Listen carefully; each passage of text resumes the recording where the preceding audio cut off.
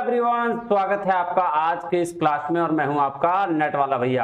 हाँ जी, चलिए करते हैं आज की क्लास की शुरुआत। देखिए जी, लास्ट क्लास में हमारे लेक्चर 10 कंप्लीट हो चुके हैं मार्केटिंग के। आज हम लेक्चर 11 करने वाले हैं जिसमें हम प्राइसिंग डिसीजंस के बारे में पढ़ने वाले हैं। लास्ट क्लास में हम लोग एनपीडी की चर्चा कर चुके हैं, है ना, न्यू प्रोडक्ट डेवलपमेंट का। आज हम लोग प्राइसिंग की शुरुआत करने वाले हैं और आप सबके लिए गुड न्यूज तो आपको पता चल ही गया होगा कि सर अब जो हर क्लास होगी उस हर क्लास का पीडीएफ जो है वो आपको मिलेगा। कहां मिलेगा? आइए उसको क्लास में देखकर चलते हैं। देखिएगा जी, आपको हर क्लास का जो पीडीएफ है वो नेट वाला भैया टेलीग्राम चैनल है, वहां पे मिलेगा। वहां पे क्या करना है, आपको सर्च करना है और ये वाला लोगो देखना है। ये वाला लोगो देख के आपको ज्वाइन कर लेना है, ठीक है जी। बाकी आप अगर कोई भी इंक्वायरी हो तो व्हाट्सएप पे इंक्वायरी कर सकते हैं। इंक्वायरी क्लास लेने का नहीं, इंक्वायरी अबाउट योर ये decision, inquiry about your NET, inquiry about your any doubt, इसके लिए कर सकते हैं आप, है ना। चलिए, ये हो गया जी लेक्चर 11 मार्केटिंग मैनेजमेंट का। तो अब हम लेक्चर 11 में आज क्या पढ़ने वाले हैं? Pricing decision. अब एक बात बताइए, प्राइसिंग होती क्या है ना। अगर हम प्राइसिंग की बात करें तो प्राइसिंग क्या मैन्युफैक्चरर के द्वारा कोई अगर प्रोडक्ट बनाया जा रहा है और उस प्रोडक्ट के बिहाफ में रिसीव किया हुआ पैसा नहीं है ना। प्राइसिंग तो उसी को बोलेंगे ना कि प्राइस हम क्या किसको बोलेंगे? प्राइस मैन्युफैक्चरर मान लो ये मान लो एक रिमोट बनाया, इस रिमोट के बिहाफ में उस सर्वर को वो क्या किया, प्रोडक्ट दे दिया, प्रोडक्ट के बिहाफ में उसको पैसा मिला, वही तो है ना। लेकिन डिसीजन की अगर बात करें तो, प्राइसिंग डिसीजन की अगर बात करें तो, प्राइसिंग डिसीजन कहने का मतलब यह है कि कोई भी एक मैन्युफैक्चरर प्राइस को डिसाइड कैसे करता है कि हमें इस प्रोडक्ट का प्राइस रखना कितना है। बात खत्म? हाँ जी सर। तो इस प्राइसिंग डिसीजन के बहुत सारे फैक्टर्स होते हैं, बहुत सारा रीजन होता है। क्या फैक्टर हो सकता है? जैसे अब मान लेते हैं हम कोई प्रोडक्ट ऐसा बना रहे हैं जो गांव के लिए है ना, जो गांव के लिए मतलब जो गांव के लोगों के लिए की प्रेफरेंस ज्यादा है, तो वहां क्या अगर हम बहुत ज्यादा उस प्रोडक्ट का प्राइस रखेंगे तो प्रोडक्ट बिकेगा? नहीं बिकेगा। उसी तरीके से कुछ ऐसे प्रोडक्ट जो हाई क्लास लोगों के लिए हैं और उसके प्राइस हम कम रख देंगे तो वो नहीं बिकेगा। क्यों? क्योंकि उनकी क्लास अलग है। वो अगर कम प्राइस देखेंगे, बोलेंगे नहीं ये तो सस्ता प्रोडक्ट है, नहीं लेंगे इसको हम। तो उस हिसाब से हमें प्राइसिंग डिसीजन लेने पड़ते हैं कि प्रोडक्ट कैसा है, यानी कि मार्केटिंग मिक्स के अनुसार। और भी बहुत सारे इंटरनल और एक्सटर्नल फैक्टर्स है जिसकी हम चर्चा आगे क्लास में करेंगे। चलिए क्लास की शुरुआत करते हैं और ज्यादा लेट ना करते हैं। आइए देखिए क्या कह रहा है। कह रहा है pricing is the process whereby a market sets a price at which it will sell it products and services and may be the part of business marketing plan. तो बोल रहा है प्लानिंग क्या है? एक प्रोसेस है जहां business set करता है प्राइस को कि वो कोई भी प्रोडक्ट या सर्विस को कितने में सेल करेगा, और वो भी किसका पार्ट हो सकता है? मार्केटिंग प्लान का पार्ट हो सकता है। बिल्कुल सही बात है भाई, इसमें कोई डाउट तो नहीं होना चाहिए। कह रहा है in setting prices the business will consider the price at which it could acquire the goods. तो बोल रहा है प्राइस को सेट करने के लिए बिजनेस क्या कंसीडर करेगा जी? विचार करेगा कि वो गुड को एक्वायर कैसे करेगा, है ना। देखो तो किस प्राइस पे कर रहा है? The business will consider the price which it would acquire the goods and that is manufacturing cost, कि बनाने में कितना कॉस्ट लग रहा है। मार्केट प्लेस कहाँ है ना। ये बात तो सही है कि भाई आप सोचो, जहां से आपका प्रोडक्ट बन रहा है वहां से जितनी दूरी पे आपका प्रोडक्ट बनेगा कॉस्ट उतनी बढ़ेगी, है ना, ट्रैवलिंग कॉस्ट, ठीक है, या फिर इसको लॉजिस्टिक बोल सकते हैं जी सर। कह रहा है उसके बाद है कंपटीशन। कंपटीशन देखने का मतलब है कि आप अब जैसे सपोज करो मैगी 12 रुपए की आती है, अब उस मैगी का कॉम्पिटिटर मान लो पतंजलि ने स्टार्ट किया और उस मैगी का कॉस्ट 20 रुपया रख दिया।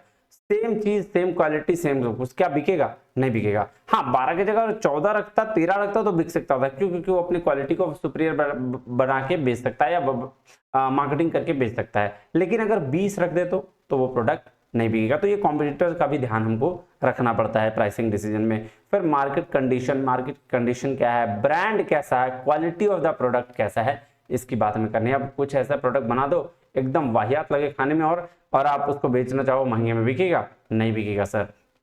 तो इसलिए क्वालिटी ऑफ प्रोडक्ट का भी ध्यान रखना पड़ता है। वैसे ही आगे भी हम पढ़ेंगे। कह रहा pricing is the fundamental aspects of financial modelling and is one of the 4 P's of marketing mix. बिल्कुल बात सही है। प्राइसिंग क्या है? एक फंडामेंटल फाइनेंशियल मॉडल है ना, फाइनेंशियल मॉडल जहां से पैसे आते हैं भाई साहब, ठीक है, उसका मार्केटिंग मिक्स का एक P है। और ठीक है, the other 3 aspects being product, promotion and price. और तीसरा 3 जो और है वो क्या है? प्रोडक्ट, प्राइस और प्रोडक्ट, प्लेस और प्रमोशन। ये 3 चीजें हैं। एक क्या है? एक प्राइसिंग है।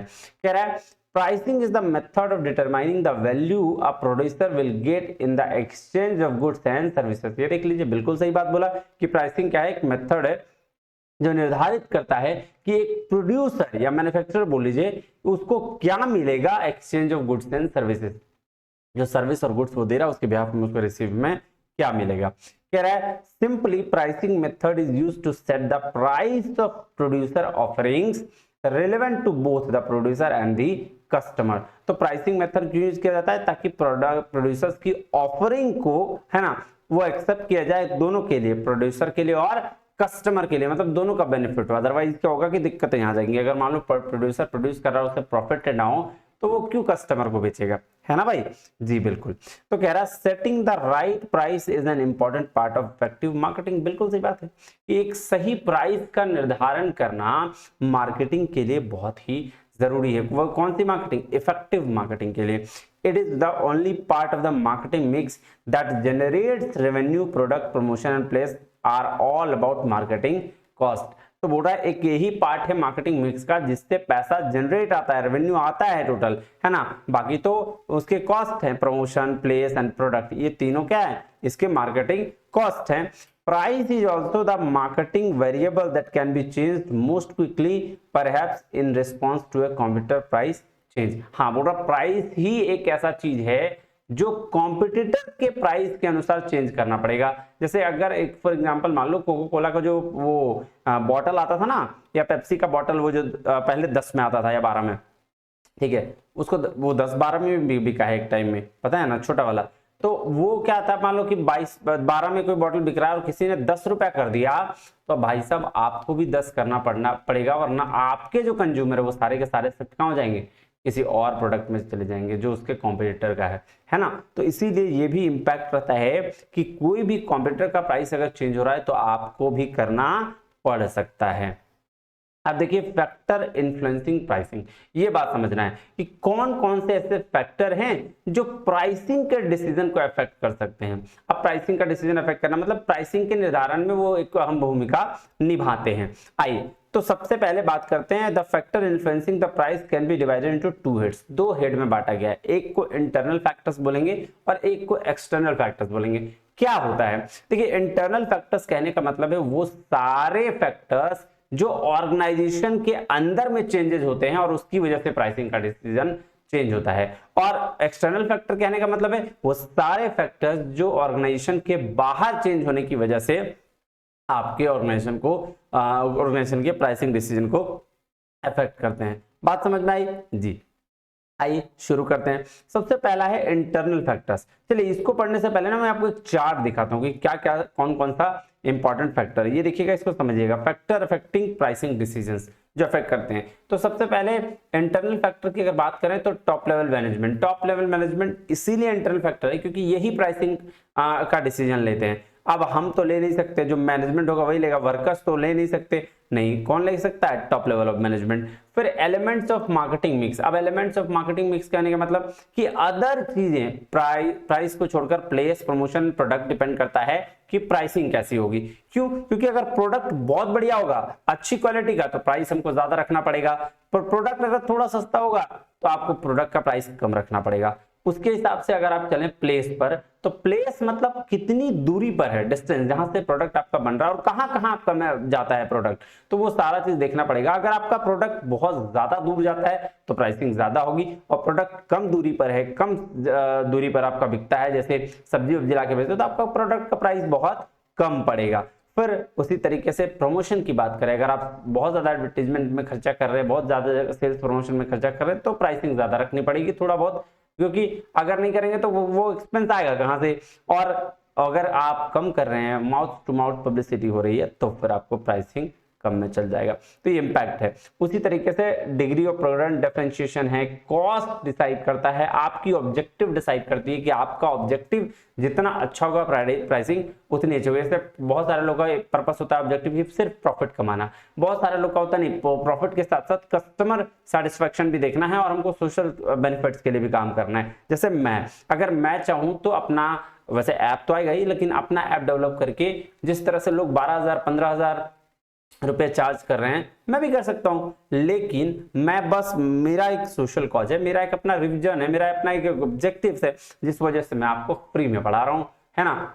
और ये क्या बोलते हैं, प्राइसिंग के लिए ये एक इंपॉर्टेंट फैक्टर हो सकता है कि भाई मेरा प्राइस एकदम नहीं है। कह रहा stage of product life cycle, हाँ, इंट्रोडक्शन, ग्रोथ, मैच्योरिटी और डिक्लाइन, ये होता है। अब इसमें क्या है, इसमें आपका प्राइसिंग फ्लक्चुएट करेगा। जब इंट्रोडक्शन स्टेज होगा प्राइसिंग ज्यादा रहेगा, जब मैच्योरिटी आ जाएगी प्राइसिंग एकदम कम हो जाएगा, और ग्रोथ में थोड़ा कम रहेगा प्राइसिंग, है ना, और मैच्योरिटी में तो भाई साहब खत्म हो जाता है कहानी। उसी तरह से प्रोडक्ट की क्वालिटी क्या है, प्रोडक्ट की क्वालिटी अगर अच्छी है, ठीक है, प्रोडक्ट की क्वालिटी अगर बहुत अच्छी है तो प्राइसिंग ज्यादा, प्रोडक्ट की क्वालिटी अगर बहुत खराब है या फिर नॉर्मल है तो प्राइसिंग उसी हिसाब से करना पड़ेगा। फिर आ जाइए ब्रांड का इमेज। अगर आपके ब्रांड का इमेज बहुत अच्छा है तो आप प्राइस ज्यादा रखोगे तो वो हाईएस्ट कस्टमर आ जाएगा, लेकिन आपका ब्रांड का इमेज नहीं है अभी तो आपको हो सकता है बहुत थोड़ा कम प्राइसिंग रखना पड़ जाए। Category of the class of product की किस कैटेगरी में आता है, लेवल ऑफ मतलब कैटेगरी क्या है, बच्चा बड़ा बूढ़ा किस हिसाब से है वो देखना पड़ेगा, और मार्केट शेयर के हिसाब से भी आप अपना एंटर। तो ये क्या थे, ये इंटरनल फैक्टर है, जो ऑर्गेनाइजेशन के अंदर की चीजें हैं ना वो आपको डिपेंड करता है कि आपका ये कैसा रहेगा। उसी तरह से एक्सटर्नल फैक्टर्स हैं। अब एक्सटर्नल फैक्टर की बात करें, डिमांड फॉर द प्रोडक्ट। अब देखिए कुछ ऐसे प्रोडक्ट होते हैं जिसकी डिमांड हमेशा रहती है, जैसे आईफोन 14 प्रो है ना, आ जाता है मार्केट में और बस खत्म। कुछ ऐसे प्रोडक्ट होते हैं जिसका डिमांड बहुत कम होता है, तो जिसकी डिमांड ज्यादा रहती है ना सर, यहाँ पे other thing remaining constant, economics वाला मत ले जाना, जिसका प्राइस ज्यादा उसका डिमांड कम। यहाँ डिमांड ज्यादा होगा तो प्राइस भी ज्यादा होगा, क्योंकि अदर थिंग रिमेनिंग कांस्टेंट नहीं है, इसलिए डिमांड वहां वाला लेके मत जाना। तो डिमांड जिसकी यहाँ पे देखो प्रोडक्ट की ज्यादा है तो ये भी रह सकता है। कंपटीशन, ये बड़ा इंपॉर्टेंट फैक्टर है, आपको कंपटीशन के हिसाब से प्राइस डिसाइड करना पड़ेगा। कि आप ऐसा कभी नहीं कर सकते कि जिस चीज का प्राइस, जो नॉर्मल बेसिक चीज का बता रहा हूँ, कोक और पेप्सी का ही ले लीजिए, कि कोक अगर किसी का 10 रुपया तो आपको 10 के 11 रखना पड़ेगा, ऐसा नहीं 15 कर सकते आप, नहीं चलेगा मार्केट में, है ना। तो वो सारा चीज, price of raw material and other inputs, ये बड़ा इंपॉर्टेंट फैक्टर है कि आप जहां से रॉ मटेरियल मंगवा रहे हो, जहां से अदर इनपुट्स ले रहे हो, वहां का प्राइसिंग क्या है। अगर आप वहां के प्राइसिंग में चूक जाते हो, मान लो रॉ मटेरियल ही महंगा खरीदोगे तो प्राइसिंग तो आपका महंगा पड़ ही जाएगा। लेकिन अगर आप रॉ मटेरियल को सही जगह से सही प्राइस पे खरीदोगे तो आपकी प्राइसिंग, जो आप प्राइस डिसाइड करोगे वो कम होगा और फिर उस हिसाब से प्राइसिंग आपकी अच्छी होगी। फिर बायर्स के बिहेवियर को भी नोटिस करना पड़ेगा कि बायर कैसे बिहेव कर रहे हैं, क्या प्रोडक्ट के बिहाफ में उसका सही है, तो आप प्राइसिंग उस हिसाब से कर सकते हो। फिर गवर्नमेंट रूल्स एंड रिस्ट्रिक्शन, ये भी देखना पड़ेगा कि भाई गवर्नमेंट का रूल्स क्या है, उसमें रिस्ट्रिक्शन क्या है, कितना तक हम प्राइसिंग लगा सकते हैं, कितना तक नहीं लगा सकते हैं। फिर ethical consideration of A code of conduct, हाँ ये भी बात है, एथिक्स पे का भी ध्यान रखना पड़ेगा, ऐसा नहीं कि अब लूट लें हम, है ना। या फिर सोशल बेनिफिट्स के लिए कुछ काम है तो वो भी ध्यान रखना पड़ेगा। सीजनल इफेक्ट, ये भी ध्यान देना होगा। आप जैसे गर्मी में छाता बढ़ जाएगा, टी शर्ट का रेट बढ़ जाता है, ठीक है। उसी तरह से ठंडा में कंबल, आपकी रजाई, है ना, आपका स्वेटर, आपका जैकेट प्राइस बढ़ जाता है, तो ये भी देखना पड़ेगा। एंड इकोनॉमी की कंडीशंस के हिसाब से भी आपको काम करना पड़ेगा। तो ये एक्सटर्नल फैक्टर है और ये इंटरनल फैक्टर है। आइए एक एक करके इसके चर्चा फटाफट थोड़ा थोड़ा करके कर लेते हैं। क्या talking about the internal factors means the factor that work from within the organisation. ये बात तो मैंने बताया कि जो ऑर्गेनाइजेशन के अंदर वाले फैक्टर्स हैं इंटरनल में, उस फैक्टर को हम क्या इंटरनल फैक्टर्स कहते हैं। द फैक्टर्स आर, पहला है ऑर्गेनाइजेशनल फैक्टर। ऑर्गेनाइजेशनल फैक्टर क्या कह रहा है देखिएगा, कहता है two management level decide the pricing policy, one is the price range and the second is the policies are decided by the top level managers while distinct price is fixed by the lower level of staff. तो ये देखिए दो management level decide करते हैं pricing को। एक one is the pricing range, price range और policies जो डिसाइड करती है वो टॉप लेवल करता है, और दूसरा डिस्टिंक्ट प्राइस जो है वो लोअर लेवल का स्टाफ करता है। ठीक है जी। अब आ जाइए मार्केटिंग मिक्स में। मार्केटिंग मिक्स में प्राइस को छोड़कर प्लेस, प्रमोशन एंड क्या प्लेस, प्रमोशन एंड प्रोडक्ट। तो ये तीन चीजें जो है वो डिसाइड करती हैं कि प्रोडक्ट कैसा, अगर अच्छा तो प्राइस ज्यादा, कम तो प्राइस कम, है ना। उसी तरह से प्रमोशन, ज्यादा खर्चा कर रहे हैं तो प्राइसिंग ज्यादा, कम खर्चा कर रहे हैं तो कम, है ना। और उसी तरह से प्लेस, जितनी दूरी डिस्टेंस है, जितना लॉजिस्टिक, उतना ज्यादा आपका कॉस्ट और उतना ज्यादा प्राइसिंग रखना पड़ेगा। तो ये कह रहा है for implementing a price the marketing mix needs to be signed without matching a marketing mix consumer will not be attracted to the price. तो बोल रहा है बिना मार्केटिंग मिक्स को मैच किए हुए कंज्यूमर कभी अट्रैक्ट नहीं करेगा प्राइस पे। The marketing mix should be decisive for the price range fixed, meaning of the marketing mix needs to maintain the standard of the price of the product। तो ये बात बहुत जरूरी है कि आप सारे ये मार्केटिंग मिक्स को देखते हुए एक स्टैंडर्ड प्राइस डिसाइड करें प्रोडक्ट का, तभी आपके कस्टमर आपके प्रोडक्ट को खरीदेंगे। फिर है प्रोडक्ट डिफरेंशिएशन, ये बहुत बहुत बहुत जरूरी है, हालांकि बहुत कम हो पाता है लेकिन ये बहुत जरूरी है। क्यों? क्योंकि अगर प्रोडक्ट को आप डिफरेंशिएट कर दिए ना तो तुरंत आपकी प्राइसिंग अच्छी हो जाएगी, मतलब आप कितना भी प्राइस दोगे तो वो लोग खरीदेंगे, और प्रोडक्ट अच्छा रहा तो। कह रहा है in today's market it is uncommon to find a unique product, hence the differentiation lies in nature, feature and the characteristic of the product। तो ये बात बोल रहा है आज के मार्केट में यूनिक प्रोडक्ट को डिफरेंशिएट करना, उसके नेचर, फीचर्स, कैरेक्टरिस्टिक्स को बताना बड़ा डिफिकल्ट है, बट इसको करना ही पड़ेगा, तभी आपकी ये चीज आपकी प्राइसिंग इसी पे इफेक्ट करेगी। कह रहा था added features like quantity, size, colour, packaging and its utility, all this factors force the customer to pay more price regarding other products. तो ये बात बिल्कुल सही है कि आपका क्वालिटी अच्छा हो तो ज्यादा पे करते हैं, साइज ज्यादा हो तो ज्यादा पे करते हैं, कलर, पैकेजिंग, ये सारी चीजें अगर ज्यादा हो, ज्यादा अच्छा हो तो लोग ज्यादा भी पे करने को तैयार हो जाते हैं। तो प्रोडक्ट डिफरेंशिएशन करने का मतलब है कि दूसरों का प्रोडक्ट से आपका प्रोडक्ट कैसे अलग है, बाकी आप समझदार हैं। उसके बाद है कॉस्ट ऑफ द प्रोडक्ट, कि प्रोडक्ट का कॉस्ट कैसे डिसाइड करना है। कॉस्ट के हिसाब से आपको बनाना है कि मान लो टोटल कॉस्ट इतना लग गया, आपको बेचना है भाई, कुछ प्रॉफिट ऐड करके बेचोगे ना, ऐसे तो नहीं बेच दोगे। तो वो कॉस्ट अगर कम पड़ा, कॉस्ट अगर प्रोडक्ट कम में बन गया तो आप प्रोडक्ट को कम में बेच सकते हो, और अगर कॉस्ट ज्यादा पड़ गया तो प्रोडक्ट को ज्यादा में बेचना पड़ेगा। कह रहा है cost and price are closely related with the cost of the product the firm decide its price। बिल्कुल सही बात है कि कॉस्ट के हिसाब से प्रोडक्ट का प्राइस डिसाइड होता है। The firm make sure that the price does not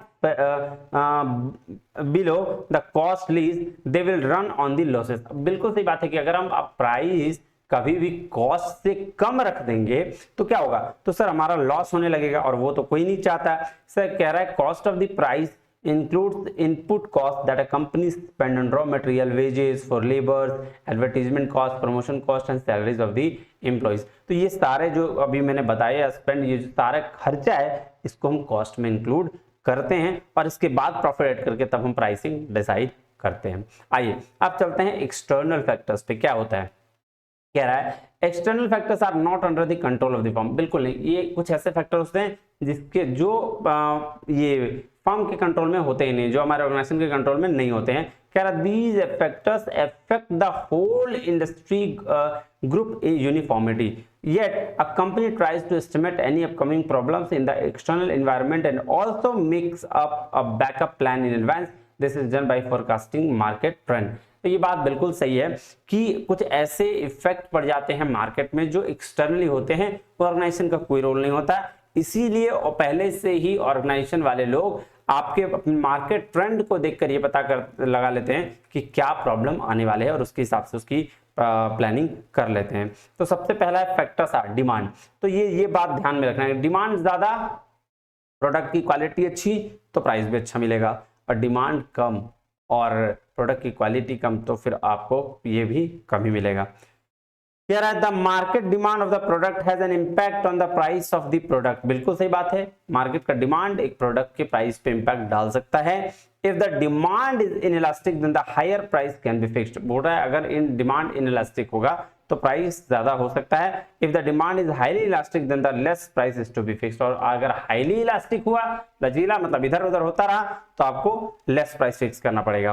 कह रहा when the demand of the goods is more and supply of the good is constant the price of the goods can be increase if the demand for the goods decreases the price of goods should be decrease to survive the market. तो ये बात बिल्कुल सही है कि अगर supply आपका continuously चल रहा है, आपका अच्छा चल रहा है, तो प्राइस आप बढ़ा सकते हैं। ठीक है, लोग डिमांड करते जाएंगे तो आप प्राइस भी बढ़ा सकते हैं, तो प्रोडक्ट डिमांड होगा। लेकिन जैसे ही आपकी सप्लाई कम हुई, डिमांड कम हुआ तो आपको प्राइस भी घटाना पड़ेगा ताकि आप मार्केट में सर्वाइव कर सकें। बात समझ में आई? जी सर। अब चलिए कंपटीशन की बात करते हैं।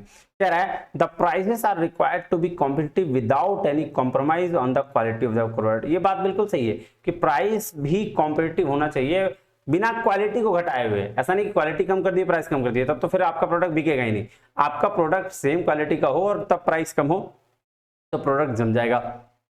कह रहा है while in a monopolistic market the prices are fixed irrespective of the competition। monopolistic market में प्राइस क्या होता है? फिक्स्ड होता है irrespective of the competition। बहुत monopolistic competition वो वहां जहां पे बहुत सारे प्रोडक्ट्स अवेलेबल होते हैं सेम वाले। कह रहा thus the manufacturer try to estimate the price of his competitor. तो और इस बेसिस पर जैसे साबुन बहुत सारे हैं, सब साबुन का अपना अपना दिखता है कि नहीं, नूडल्स बहुत सारे हैं, सब अपना दिखता है कि नहीं, मार्केटिंग में चेक करेगा कि ये वाला प्रोडक्ट का प्राइस कितना, मार्केट पतंजलि का कितना, इसका कितना है ना, फिर आपका मैगी का कितना, फिर किसी और प्रोडक्ट है तो उसका कितना, वो चेक करेगा और उस बेसिस पर प्राइस सेट करता है कौन? मैन्युफैक्चरर। इसलिए कॉम्पिटिटर का प्राइस देखना बहुत जरूरी है। कह रहा when the price of supplementary goods is high the customer will buy manufacturers product. तो ये बात बिल्कुल सही है कि अगर आप जो बेच रहे हो उसका सप्लीमेंट्री का प्रोडक्ट अगर का प्राइस ज्यादा होगा ना और क्वालिटी सेम होगी तो आपका प्रोडक्ट बिकना फिर चालू हो जाएगा। सपोज हम क्या बना रहे हैं, हम मान लो जूस बना रहे हैं और कोई भी जो जूस है मार्केट में अवेलेबल है उसका प्राइस 60 रुपए और हम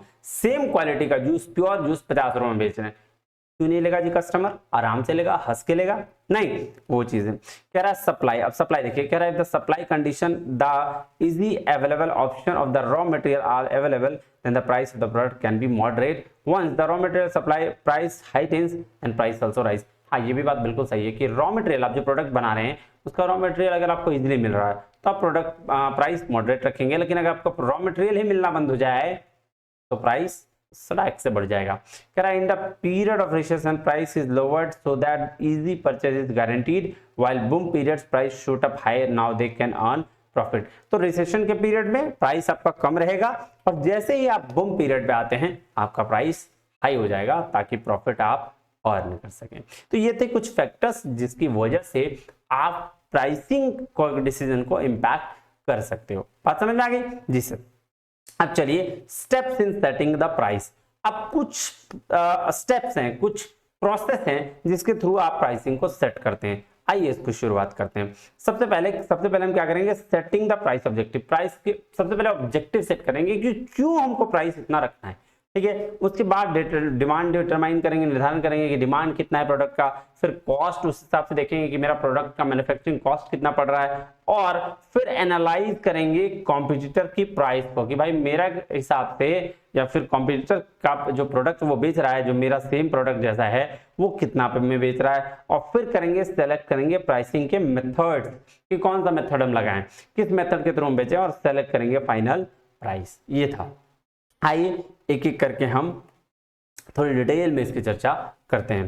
कह रहा when you look it from the different perspective, अगर आप अलग अलग पर्सपेक्टिव से देखें, the marketing mix for any company is basically the same. बिल्कुल सही है, हर कंपनी के लिए मार्केटिंग मिक्स अलग थोड़ी होगा। प्राइस, ये product price, promotion and place, ये सारी चीज होगी, ठीक है। कह रहा है it always consist 4P, the product, price, place and promotion. The price is the most relevant P in this case and as it directly affects the company bottom line। ये बिल्कुल बहुत सही बात है कि जो 3 और P है ना प्राइस को छोड़कर, वो उसके कॉस्ट में आ जाते हैं, लेकिन प्राइसिंग ऐसा है जो डायरेक्टली अफेक्ट कर सकता है कंपनी की बॉटम लाइन को।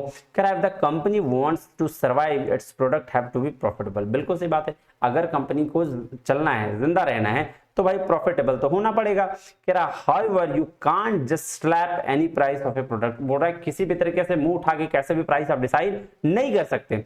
सो you need to have a price strategy that will tell your consumers what kind of value are providing through the products. तो बोल रहा है कि इसीलिए आपको ये डिसाइड करना पड़ेगा एक प्राइसिंग स्ट्रेटजी को, जिसमें आपको अपने कस्टमर को बताना पड़ेगा, कंज्यूमर्स को, कि आप उसको क्या वैल्यू प्रोवाइड कर रहे हो। वैल्यू मतलब सेट ऑफ बेनिफिट्स, कि आप उसको जितना पैसा वो दे रहा है उसके बिहाफ में आप क्या उसको सेट ऑफ बेनिफिट्स दे रहे हो।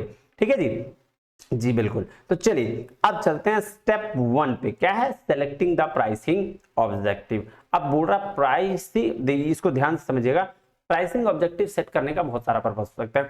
कोई चाहता होगा कि हम सिर्फ प्रॉफिट कमा लें, तो वो सिर्फ प्रॉफिट बेसिस पे काम करेगा। कोई चाहता होगा कि नहीं हम प्रोडक्ट पे ध्यान दें, समाज को कुछ बेनिफिट दे, तो वो उस पर्पस पे काम करेगा। ऑब्जेक्टिव बड़ा इंपॉर्टेंट फैक्टर है। आइए, कह रहा pricing can make reaching the company positioning goal easier. तो जो प्राइसिंग क्या कर सकता है, कंपनी के जो पोजिशनिंग है गोल, मतलब जो इमेज क्रिएट करना चाह रहा है उसको इजी बना सकता है। कह रहा है the company has worked over its capacity और handle tough competition, the price of the product would need to consider 2 factors, the variable cost and a part of the fixed cost. ये बात बिल्कुल सही है कि आपको जब आप कंपनी को मतलब कंपटीशन देना चाहता है किसी सामने वाले को, तो आपको 2 वेरिएबल फैक्टर को देख के चलना पड़ेगा, 2 फैक्टर को देख के चलना पड़ेगा, एक वेरिएबल कॉस्ट, दूसरा फिक्स्ड कॉस्ट। कह रहा although short term this strategy can help boost initial performance for companies who are introducing revolutionary products और सर्विसेज। तो बोल रहा है ये शॉर्ट टर्म में ये स्ट्रेटजी हेल्प कर सकती है उन सारे कंपनीज को जो इनिशियली वो कोई रिवोल्यूशनरी प्रोडक्ट या सर्विस लॉन्च कर रहे हैं। कह रहा है if a company is looking to maximise the profit it can set a higher price by considering cost and the competition. तो बोल रहा है अगर कोई कंपनी चाह रहा है कि उसको ज्यादा प्रॉफिट हो तो उसको हायर प्राइस डिसाइड करना पड़ेगा। ठीक है, और किस बेसिस पर, कॉस्ट को ध्यान में रखते हुए। कह रहा on the other hand if a company is looking improve and maximise its market share it will set a lower price to generate maximum volume. Sorry, क्या कह रहा है कि अगर कंपनी को सिर्फ प्रॉफिट चाहिए तो भाई ज्यादा प्राइस रखो और प्रॉफिट कमा लो, लेकिन अगर कंपनी चाहता है कि नहीं हम इंप्रूव करें, मार्केट साइज को बड़ा करें, कस्टमर का बेस बनाएं, तो वो क्या करेगा, कम प्राइस में ज्यादा अच्छा प्रोडक्ट डिलीवर करेगा, उससे उसकी क्या बनेगी, वैल्यू बनेगी। कह रहा however lucrative this strategy can be risky at it cause consumer related और लीगल इश्यूज। तो ये बोल रहा है ये स्ट्रेटजी कम वाला रिस्की हो सकता है, लेकिन अगर कंज्यूमर बेस बन गया तो मजा आ जाएगा, कह रहा है। उसके बाद है दूसरा, डिटरमाइनिंग द डिमांड। अब डिमांड क्या करना है, देखो पहले इसको समझो। कह रहा है according to the law of economics if there is a definite demand for a product at every price level. बोल रहा है हर प्राइस लेवल का, लॉ इकोनॉमिक्स के लॉ के हिसाब से, है ना, क्या बोल रहा है कि डेफिनेट डिमांड होता है कोई भी प्राइस लेवल पर। However this law depends on the nature of the product in the question. For instance, demand rises and the price increases for luxury goods, while the demand for a commodity will fall as the price rises. ठीक है, तो ये क्या बोल रहा है, ये demand की बात कर रहा है। बोल रहा है देखो अगर इकोनॉमिक्स की बात करें तो किसी भी प्रोडक्ट का एक प्राइस लेवल डिसाइड होने के बाद उसके वो डिफरेंट डिमांड रहता है। और ये बोल रहा है कि अगर किसी भी प्रोडक्ट का डिमांड बढ़ेगा तो लग्जरी गुड्स का प्राइस भी बढ़ता है। ठीक है ना, हाँ जी सर, वही कह रहा है while demand for commodity will fall the price rises। और उस जैसे ही अगर कोई डिमांड कोई दूसरा कमोडिटी रहे तो उसका क्या हो रहा है, demand for the commodity will fall, उस कमोडिटी का डिमांड घटेगा भी जब प्राइस बढ़ेगा। अदर गुड्स की बात कर रहा है, कह रहा है what companies must do is a plan the demand curve while understanding price sensitivity. It is possible to estimate the demand curve by analyzing historical data or performance price related test. तो भाई past के demand को देखते हुए, past के demand को analyse करते हुए हम क्या कर सकते हैं, उस बेसिस पर प्राइस रिलेटेड टेस्ट कर सकते हैं। कह रहा that way a company can gain a deeper insight into how much the consumers are willing to pay for a specific product और सर्विस। तो बोल रहा है इस बेसिस पर कंपनी क्या कर सकता है, कंज्यूमर के पास जाके एक चेक कर सकता है कि वो कितना किस प्रोडक्ट का प्राइस दे सकते हैं या देने वाले हैं, या सर्विस का, प्रोडक्ट या सर्विस किसी का भी। तो मिला जुला के अगर बात करें तो डिटरमाइन डिमांड को हमको देखना है कि डिमांड कैसा है प्रोडक्ट का, ज्यादा कम या ज्यादा। अगर ज्यादा है तो ज्यादा प्राइस, कम है तो कम ही प्राइस। उसके बाद है एस्टिमेटिंग कॉस्ट इंश्योर प्रॉफिट। अब बोल रहा है भाई अब उसके बाद कॉस्ट देखो कि तुम्हारा कॉस्ट कितना पड़ गया, मैन्युफैक्चरिंग कॉस्ट कितना पड़ गया, उस बेसिस पे प्रॉफिट डिसाइड करो। अगर तुमको ज्यादा कमाना है तो ज्यादा प्रॉफिट लो, कम कमाना है तो कम प्रॉफिट लो, और उस बेसिस पे प्राइसिंग डिसाइड हो जाएगा। कह रहा है in order to continue the work successfully the companies needs to manage their cost so they are left with a good profit margin. Therefore, to achieve this, the company need to establish a product level at which will be maintain its fixed and variable cost. In general, the cost unit decreases, production level increases. That is simply due to the learning curve effect that comes with the increased experience. So, to ensure you profit with this strategy, you need to allocate the cost and set price accordingly. तो बोल रहा है कि आप fixed और variable cost को देखते हुए ये डिसाइड करो कि आपका कॉस्ट कितना पड़ रहा है, और उस कॉस्ट के बेसिस पे ये डिसाइड करो कि प्राइसिंग क्या होनी चाहिए। और उसके बाद है analysing competitor cost price and offer. बिल्कुल सही बात है, आप अपने प्रोडक्ट के हिसाब से जो कॉम्पिटिटर है उसका प्राइस देखो, प्रोसेस देखो, ऑफर्स देखो, और तब डिसाइड करो, है ना। कह रहा है every company has to track its competitor carefully, that specially goes for pricing, cost, promotional offers.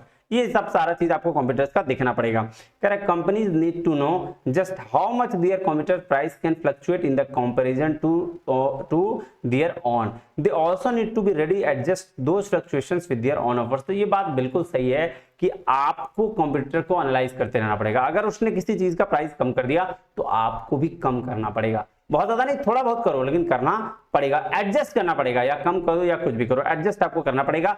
Ready रहना पड़ेगा कि मेरा कंप्यूटर कैसे चल रहा है, उस बेसिस पर मेरा फ्लक्चुएशन कैसे होगा। फिर चूज योर प्राइसिंग मेथड। अब आपको प्राइसिंग मेथड डिसाइड करना है, कौन सा मेथड लें, मार्कअप मेथड लें, टारगेट रिटर्न मेथड लें, परसीव्ड वैल्यू लें, और ऑक्शन टाइप प्राइसिंग लें, कौन सा प्राइसिंग मेथड लें। ये प्राइसिंग के मेथड्स हम लोग नेक्स्ट क्लास में पूरा का पूरा पढ़ेंगे, टेंशन लेने वाली कोई बात नहीं है। उसके बाद है डिटरमाइनिंग द फाइनल प्राइस, और उस हिसाब से आप फाइनल प्राइस का डिसीजन करेंगे। ये सारा चीज करने के बाद कह रहा था previous step will help you set a price but the final word goes to your consumers. To not market, to do market research to make sure that you are not under or overcharging for your products or services. तो ये बात बिल्कुल सही है। बोला कि previous step जो आपने लिया, पिछले 5-6 स्टेप जो लिए आपने, वो आपको डिसाइड करेगा कि आपका कंज्यूमर कितने में वो प्रोडक्ट खरीदेगा। और बोल रहा है आप हमेशा मार्केट रिसर्च करते रहिए ये जानने के लिए कि आपका कॉम्पिटिटर जो है वो प्रोडक्ट का कितना चार्ज कर रहा है, कितना नहीं चार्ज कर रहा है। बात समझ में आई? हाँ जी, चलिए, मुझे उम्मीद है कि आपको ये सारी चीज समझ में आ गया होगा। ठीक है, तो मिलते हैं अगले वीडियो में, तब तक के लिए बहुत बहुत धन्यवाद। Thank you very much. जय हिंद।